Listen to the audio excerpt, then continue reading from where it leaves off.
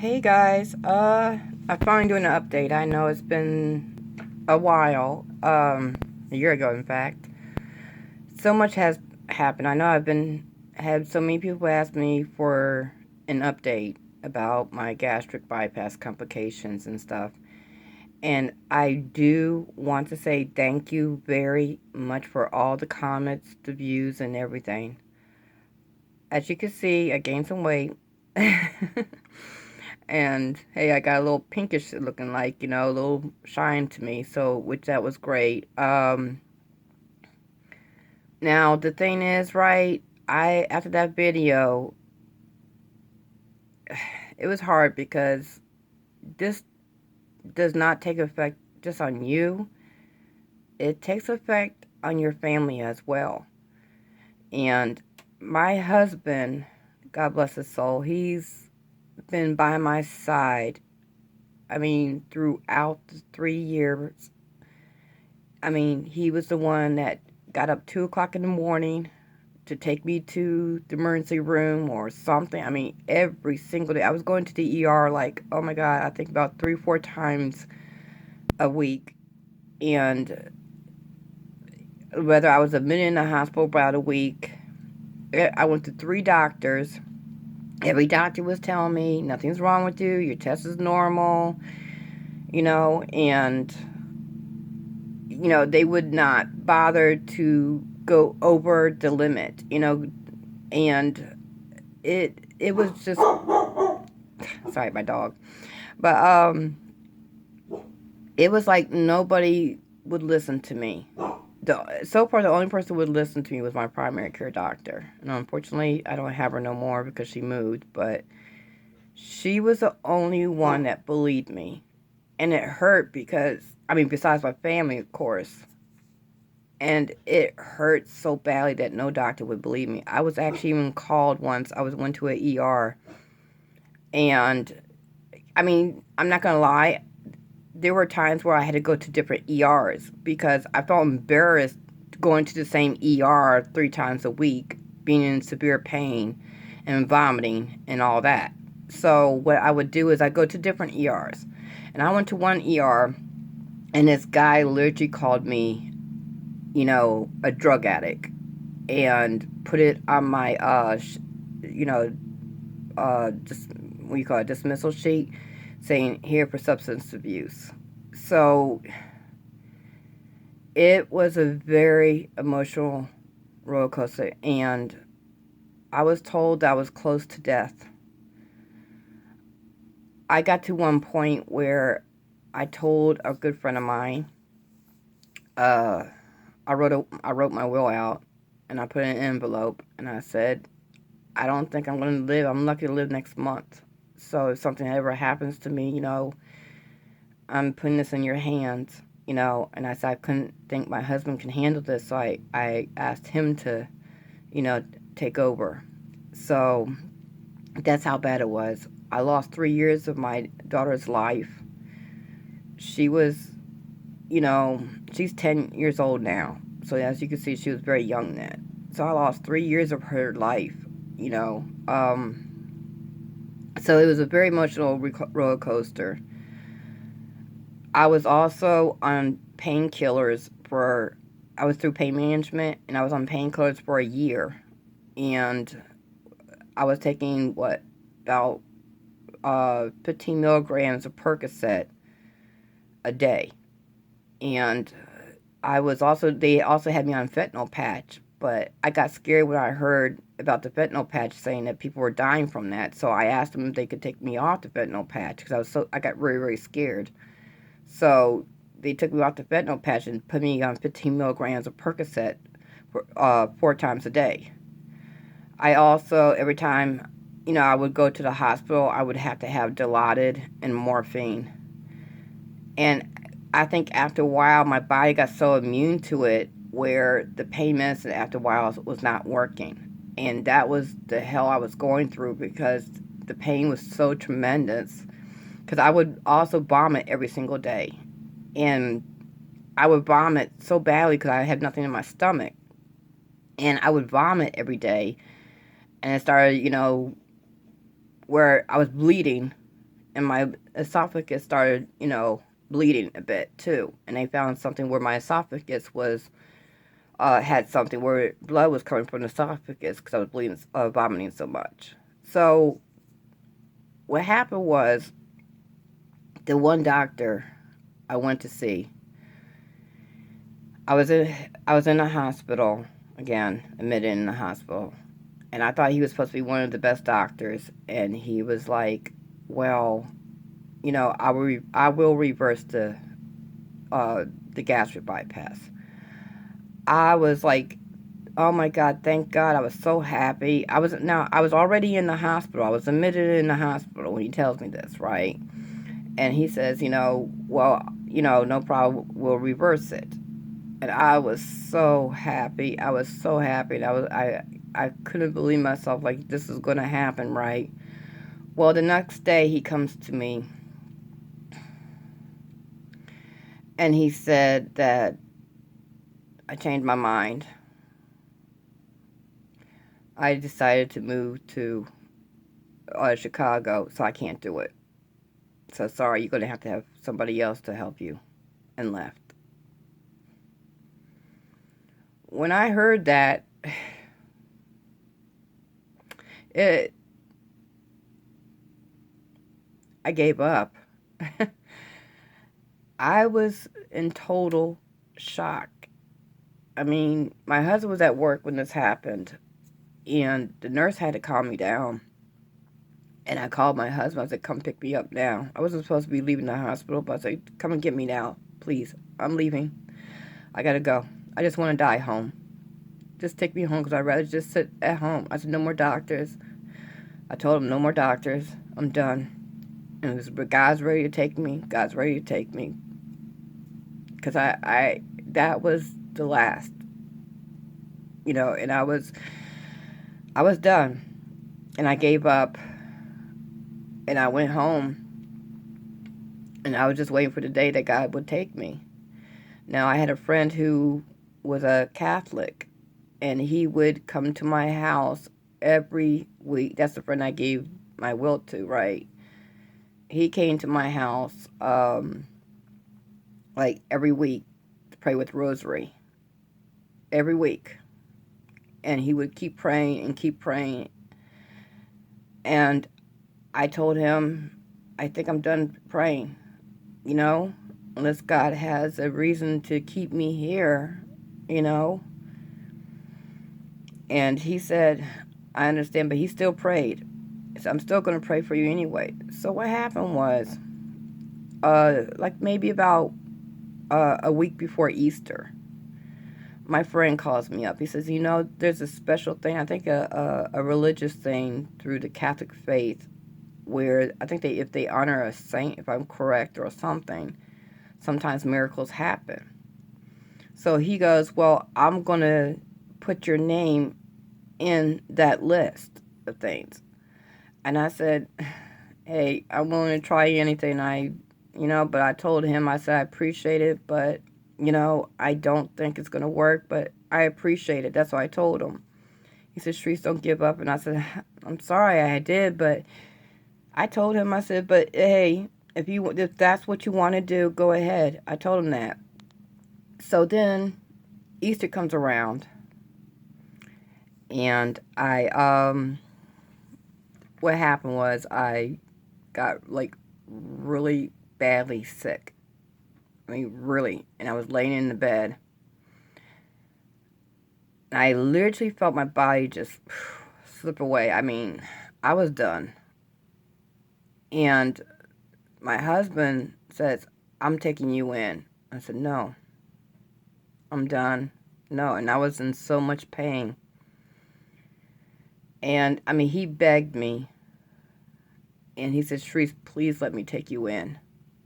Let's give this one more try, please."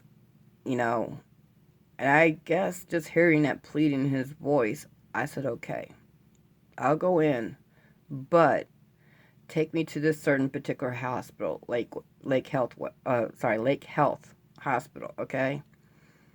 And he said, "Well, why there?" I said, "Because I heard that there was this doctor there, and I heard that he's the best in the bariatric like in the world in bariatric. And I told him, you should take me there. And the only reason why I tried him in the past, it just took so long for getting an appointment in with him. That was the problem. And that's the reason I wasn't able to go to him before. But I said, hey, if you take me to the hospital, and if they, of course, probably like usual, admit me, maybe he will see me right away. That's what I was thinking. So we went to the hospital. They, of course, admitted me. So they said somebody from his department will come up, right, and talk to me. Well, it was actually him that came to see me. And the funny part was when he come in there, he was like, he was really rude and mean to me. He was. And I'm thinking like, you might as well forget it, You might as well forget it. He ain't going to help me, right? Because he says, why are you here? I see you've been through 3 doctors already. And I see you've been through a lot of testing, so why are you here, And I told him, I said, I've tried everything, and I'm just getting sicker. And I told him that I'm in so much severe pain. I've been vomiting every day, and I explained it to him. I mean, he was really rude, and then he goes, well, I will do a test tomorrow, and I'll go from there. But I can't make no promises to you. So I'm said, fine. So I'm thinking to myself, this doctor is not going to help me. I mean, he was really rude. So they did an endoscope. And mind you, I already had 50 endoscopes already. So he did an endoscope, and I'm thinking, oh gosh, he's doing an endoscope, so it's going to come back like, oh yeah, you got ulcers, so what, But instead, he comes to me in my room, and he looks at me, and this time he wasn't rude. I mean, he was like smiling and was really nice to me. And I'm like, okay, what's going on here? He said, well, when he did the endoscope, he said he found that my pouch was too big for my gastric bypass. And I said, what? I said, well, how is that impossible? He said he believed when the original doctor who did my gastric bypass, I guess miscalculated like how big to make the pouch, and it caused, my pouch was too big for my stomach. So he believed, now he just thought that was it, and that's what's been causing your problems and everything. And I said, well, is this something that can be, helped? He said, well, there's 2 things he can do. He said he could either go in and just fix the pouch where it can be making it smaller, the right size, or I can have it reverse. Me and my husband, he said, now I'll give you time to think about it. Me and my husband looked at each other, was like, reverse it. He said, well, let me give you time to think. I said, reverse it. That's what I told him. And he was like, okay. I just want to warn you, you're going to gain some weight. Me and my husband was like, we'll deal with that. I'd rather that I gain weight than me dying, It's like there's no question there. So the doctor says, okay. So he told me when the surgery will be in a few days, right? Now, I literally was having a anxiety attack in the hospital where they had to sedate me because I was thinking, because what I've been through, I was thinking that he's going to back down. Something's going to happen. And because of what that guy told me last time, I'm going to reverse it and change his mind. So I literally had a panic attack in the hospital where they had to sedate me because I started freaking out, when the closer the date came of my surgery. Well, the surgery happened. He went in, the surgery was at 1 o'clock p.m. last year of April 5th. My husband waited while they rolled me back there. Let me tell you, that surgeon was done at 9 p.m.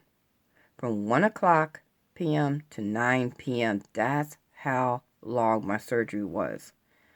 My husband was waiting. He was getting scared. He said everybody was leaving. He was getting scared. He thought something was wrong with me until he said the surgeon comes out, plots right back next to him, and said, "Oh my God, that was just."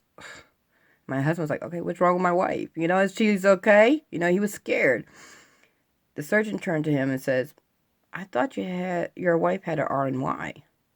And he said, she did. He said, well, I opened her up and I found a whole bunch of more stuff wrong with her. He said, I had ended up with an RNO. What happened was, my pouch, I guess evidently was too big for my stomach, causing my intestines to turn into an O shape. And when it turned into an O shape, it caused my stomach, no lie, to sit and do nothing, not work or anything for 3 years. So as you know, every time you eat, your stomach contracts the food through your intestines into your bowels, right? It just sat there for 3 years. 3 years, my stomach was not working. He had to reconstruct and give me a whole new stomach. He had to redo my intestines, and he also had to reconstruct my bowels. And he said he never, ever did a procedure like that ever in his whole life.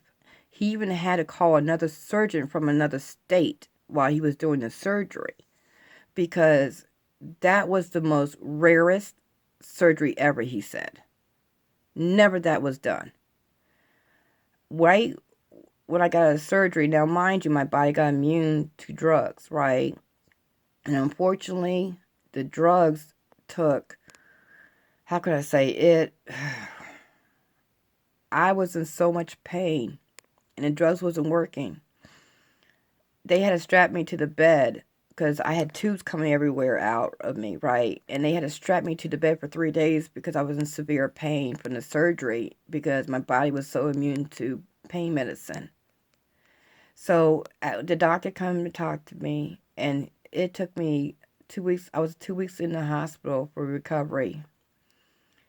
But I was so happy to be alive. I hugged that doctor. And he used to make jokes to me in the hospital, and it hurt when I laughed and stuff, but I laughed. I haven't laughed for 3 years, and I was so happy. I told him, thank you for saving my life. He saved my life. And I am so blessed to be here and telling you guys this story. I am very happy. And I'm sorry for taking so long on the updates, guys. You know, I've been going through a lot. Recovery took about 6 months, almost to a year, for one. Not only that, I've been going through a lot this year, you know, so things got busy. That's why I was trying to at least update it, but everybody keeps asking me for a video. But as you can see, I gained some weight. So to see him in the next month, I'm afraid he's going to give me a lecture, but something good came out of this. I made a promise, and the promise was, if I live through this, I will get baptized. Now, guys, I'm 47 years old. I've never been baptized in my whole life. Never. I had faith in God, but never been baptized. So I want to say, as of today, I am a baptized woman. I got baptized with my 10-year-old daughter this last April. You know, how convenient that is, and that's when I had my surgery that saved my life. So, I'm baptized. I'm doing better. I've been spending more time with my family. But unfortunately, I lost my mother-in-law. That's another reason I was having, but lost her in the beginning of this year. But she stood by my side, and she took care of my child while I was in the hospital every day. That's why I love her so much. And I'm sorry if this video was so bit long, guys, but you know, I just wanted to give you some updates and everything. And I apologize, I have not given no video, and I appreciate the comments, the views, and everything. And if you have any questions or want to know anything, please don't hesitate to email me or anything like that, okay?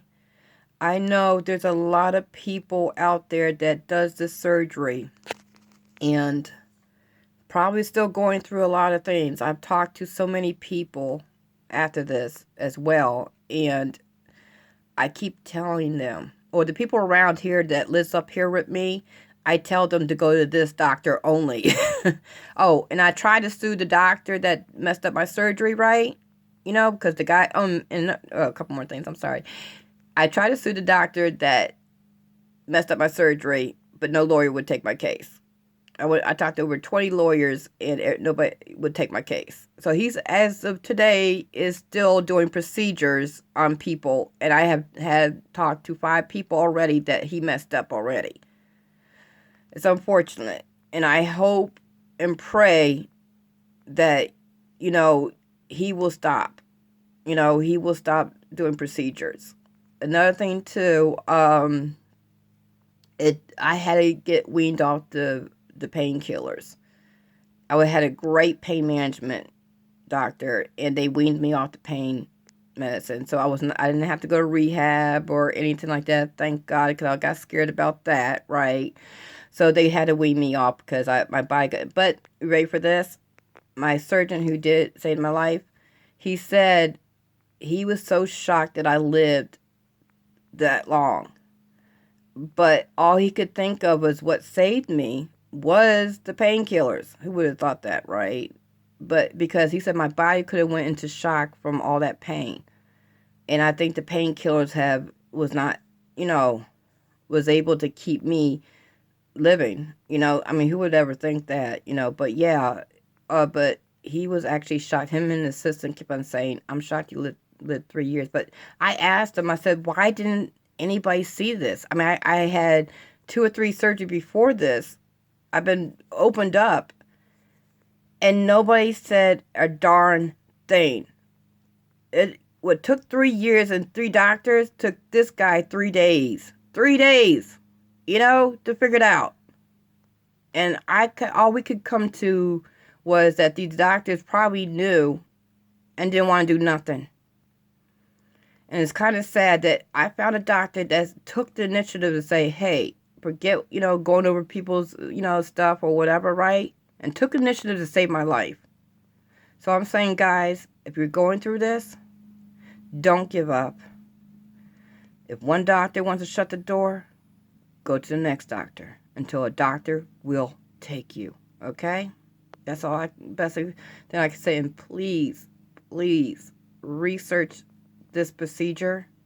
Please research the doctor, the hospital, the staff. Understand? Because this is your life you're playing with. And I just say thank God and that I'm here. And God bless y'all for the comments and everything. I'm sorry for this video being long, but hey, I'm hoping you guys satisfied because I know you asked for an update video. So I thank you guys, and you take care.